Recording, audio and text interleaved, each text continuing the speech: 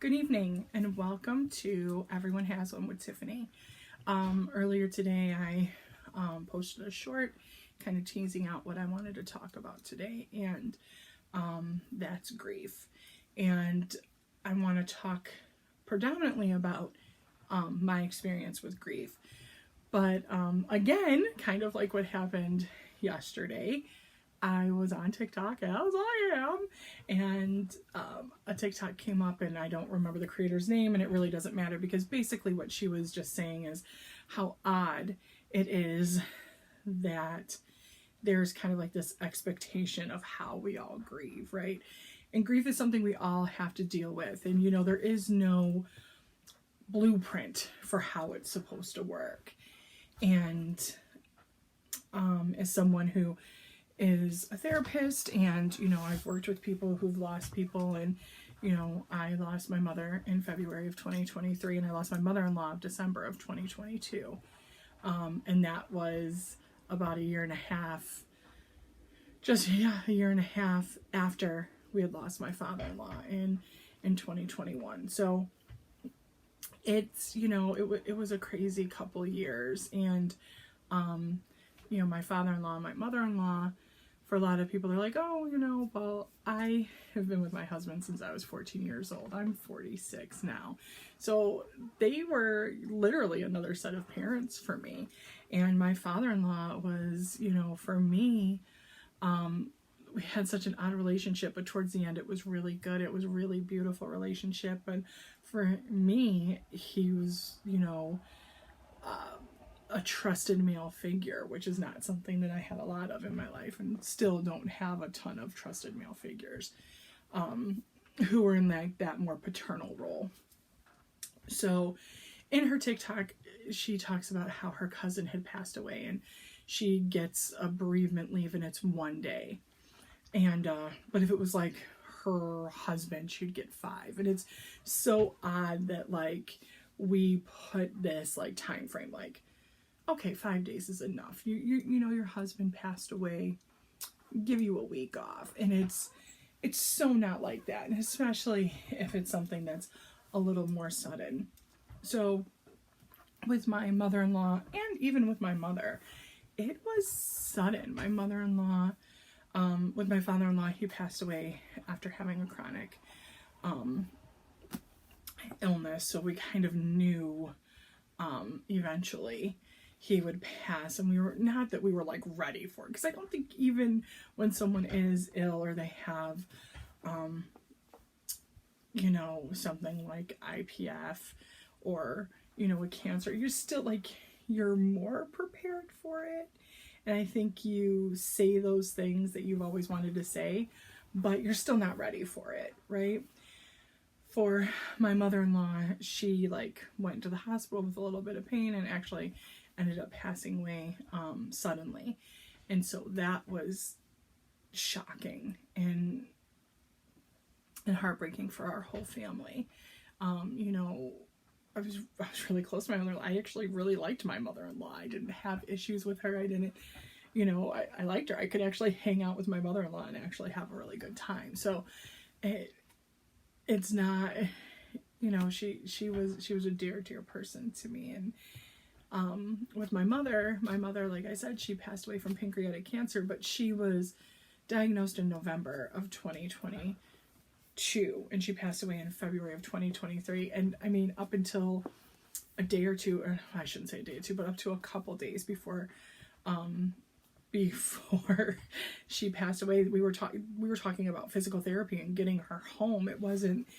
We weren't at that point in her treatment where it was like, oh my gosh, she's, let's talk about hospice. It was really like, okay, let's get her, let's get her going, let's get her levels right, and let's send her home so she can go back to her treatment and deal with the cancer. And so even though my mom was very ill, what is going on? Sorry. Even though my mom was very ill with pancreatic cancer, we weren't ready, right? Like, she wasn't ready. Even the doctors were a little surprised of how like things turned so quickly.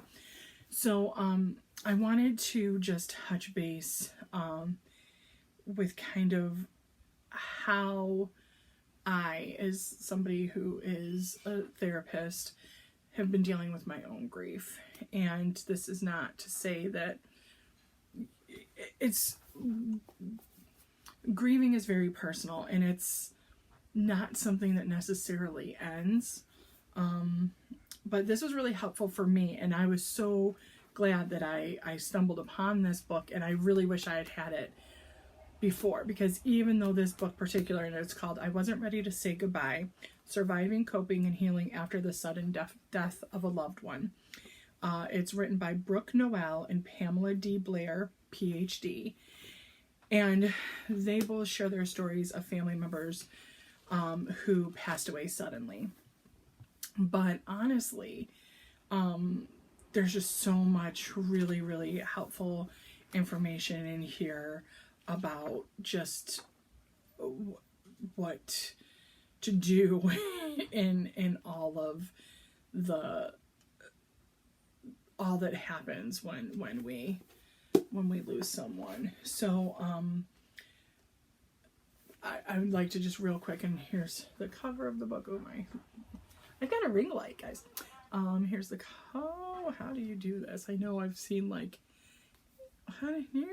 oh, there you go. Don't block the camera, block the light. So this is what it looks like.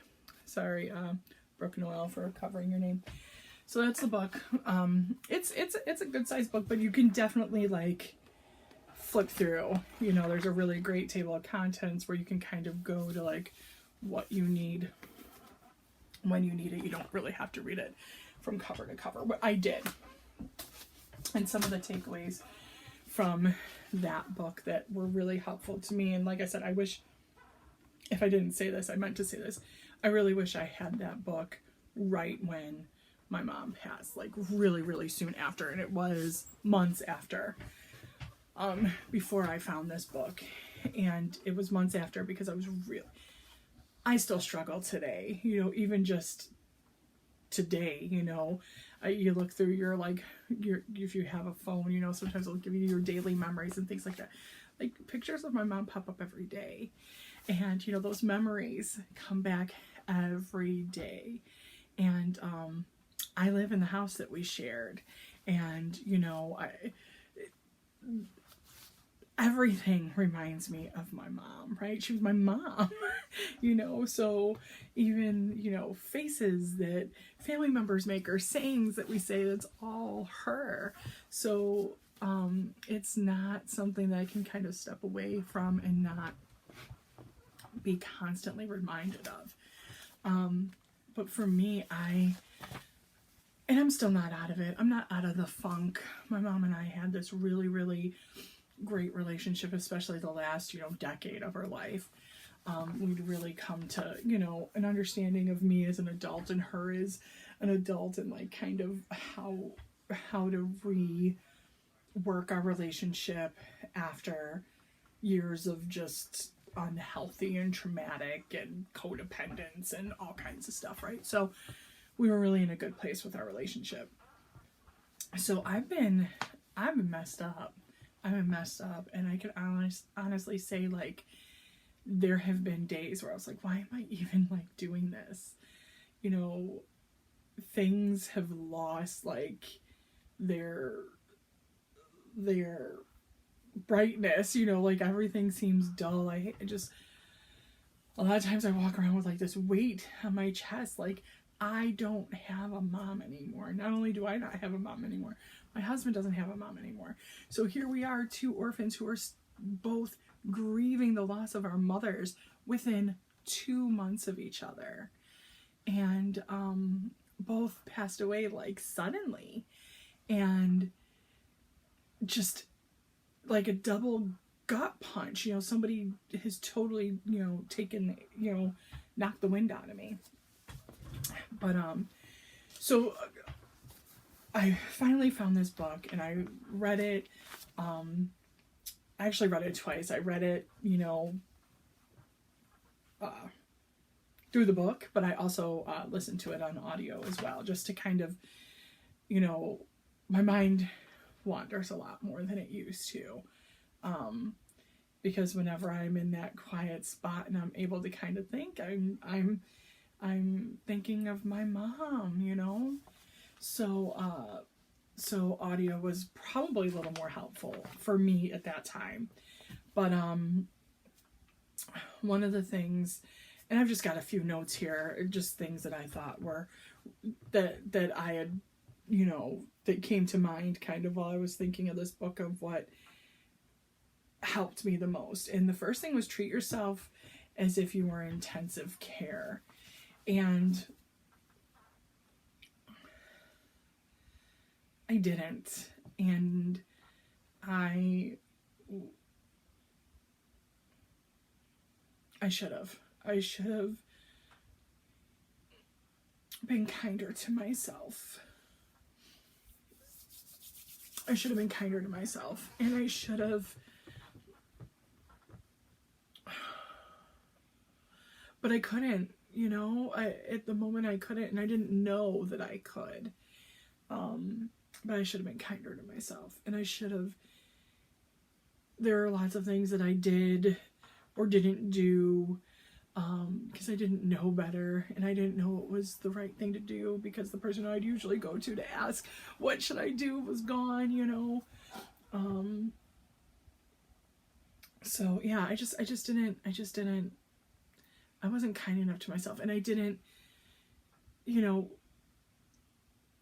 I didn't give myself the care that I needed, right? I definitely didn't give myself the rest. I didn't feed myself well or treat myself well. You know, I think about my mom, and, you know, my mom's only like 18 and a half years older than me. And I think still to this day, and I really need to stop saying it because I'm sure even though my children are adults, they're probably like, it would freak me out if my mom said it, but I'm always like, well, I have 18 years left. Hopefully I'll make it another 18 years. Hopefully I'll make it another 18 years. You know, my mother only lived, you know, this long, and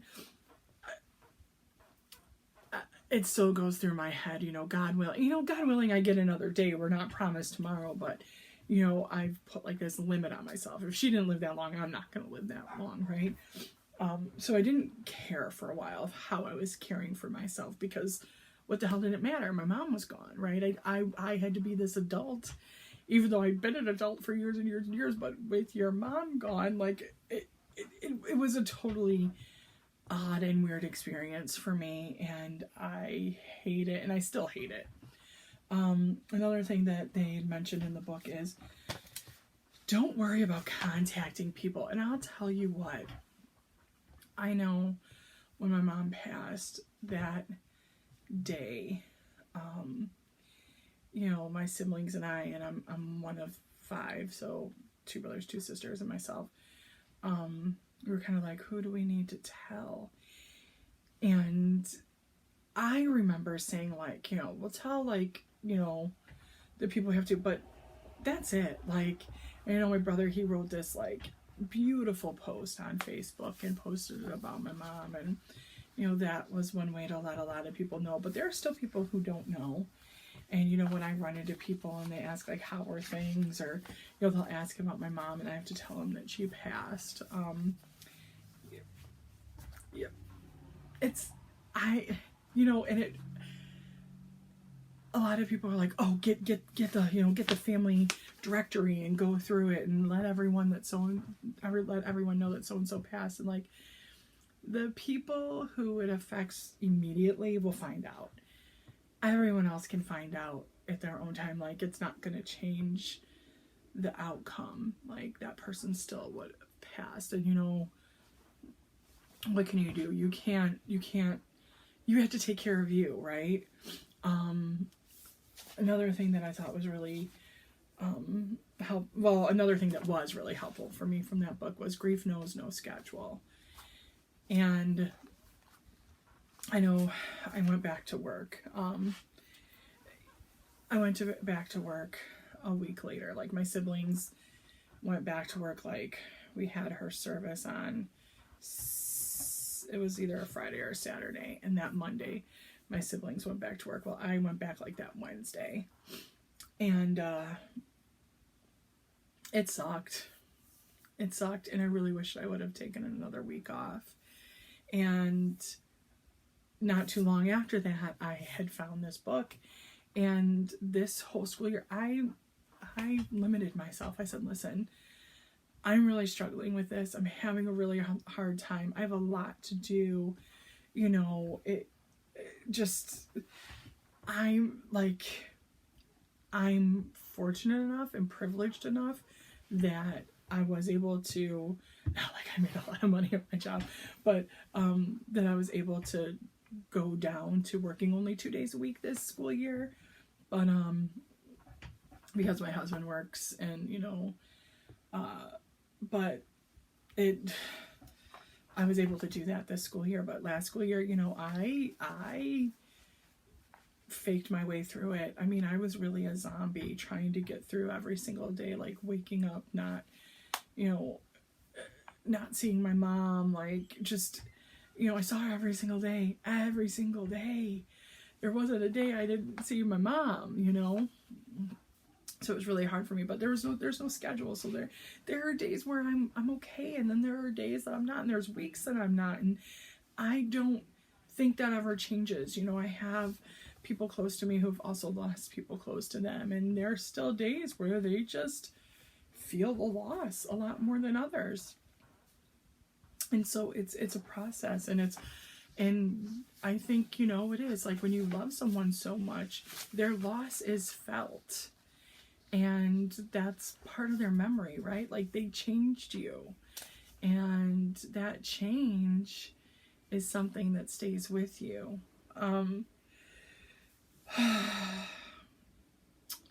So there's some myths in this book.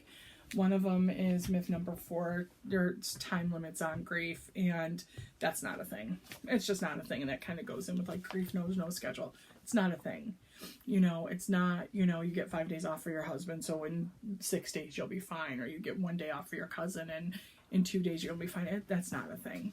That's not a thing. There's so many intricacies that go in with that. Like, maybe someone passed away and you're sad, and then you keep it moving, right? It really all depends on that relationship you have with that person.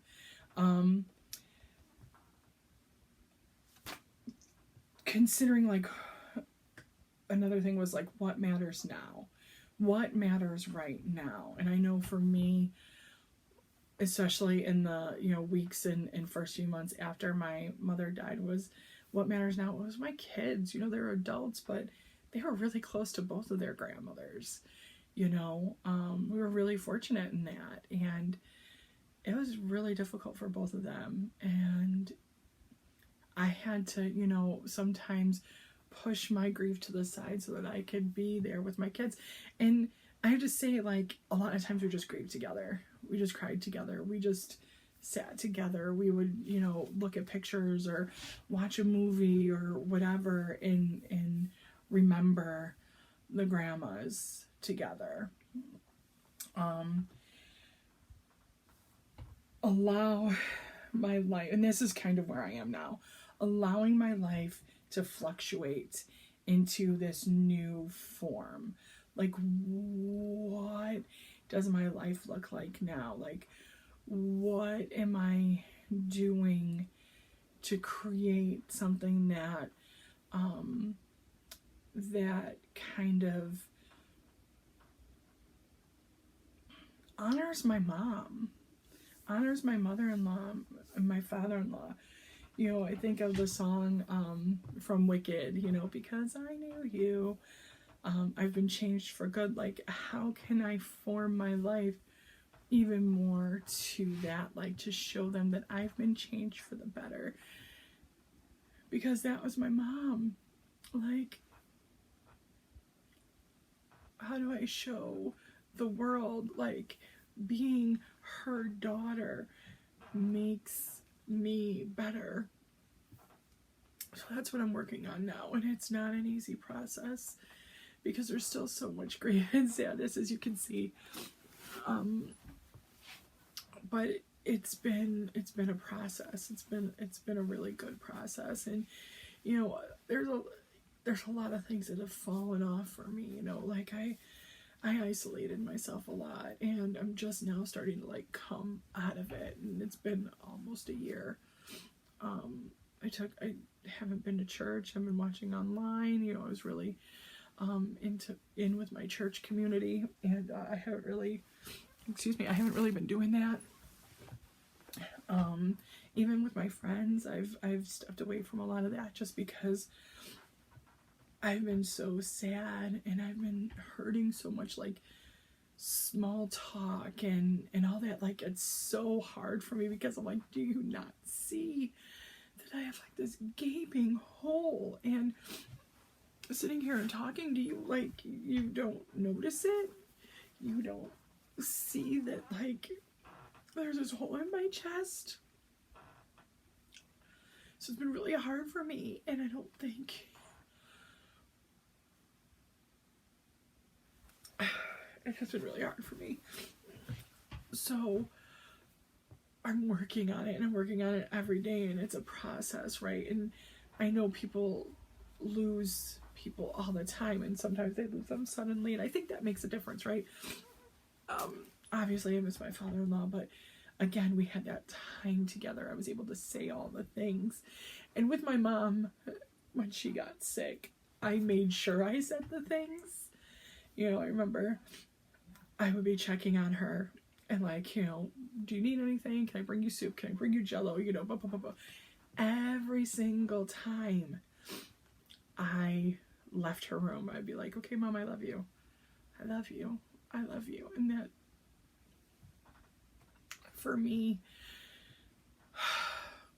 and she'd say, I love you too. So for me, it was huge because I knew that she loved me, and she knew that I loved her.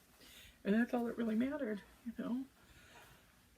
So I know when she passed, she knew how I felt, and I really felt I knew how she felt. So that was okay. I'm gonna try to wrap it up here. This is much longer than usual. I think it's because I keep tearing up, but grief is such an individualistic situation, and it's gonna look different for everyone. And like I said, it does depend on the relationship with the person. You know, I lost my grandparents. You know, I still have one grandma left. God, thank God. But I lost grandparents, and I was sad about it. But like when my best friend's grandma died, who I spent tons of time with and who I loved and who loved me, when she passed away, that was another gut punch moment. But you know, she was in her 80s, so it wasn't that big of a, she wasn't 60. She wasn't 60, right? And I knew that she'd been sick, and I was able to see her, and I was able to say the things. Again, I think, you know, sometimes that makes a difference when you're able to say the things, but it's so hard. And I know for myself, you know, as a therapist, like, I know I need to go ahead and seek therapy. And I tried to get into a grief group, and the place I tried to go, they were doing it like seasonally. So like, I guess people who had people pass away in February, I couldn't get into the group until June. And by then, not to say that I don't need it, and I probably still do, but by then, you know, I seeked out help in other ways. And no, it wasn't a therapist, but I have some really great therapists, friends and colleagues that I've been able to just, for me, a lot of it was just bouncing off of them, right? Just like, okay, is this normal? Like,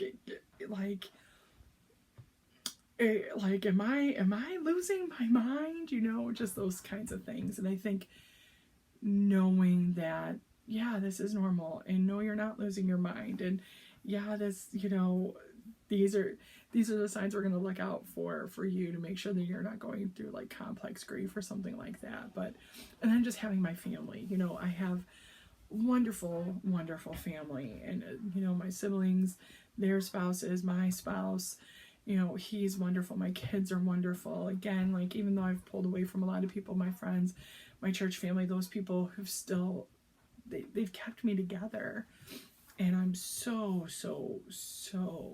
thankful for them. But if you are someone who is struggling with grief, with loss, reach out for help. there are, you know, there are people out there to help you. You can hop on Google and Google it. If you need to, you can reach out. I'd be more than happy to, you know, there's some source numbers that I can put up. If you're feeling that you're in a mental health crisis, you can dial 988. That is our mental health emergency number here in the US. So that's definitely something that you can go to if your grief is just too much for you to bear. 988 is a resource. But reach out to those people who love you. Reach out and, you know, find those people that you can sit with and be silent with or grieve with, or whoever those people are, and know that you're not alone, and know that there is no time limit and there's no schedule, and it's going to look different. But I also want you to know that it doesn't end. It just gets different. You grow around it, and you do that. You form a life that was changed by that person that you loved. So that's it for me for today. Again, I hope you get a chance to watch this. I know this is a long video, but please like my channel. Everyone has one with Tiffany, and we'll see you on the next one.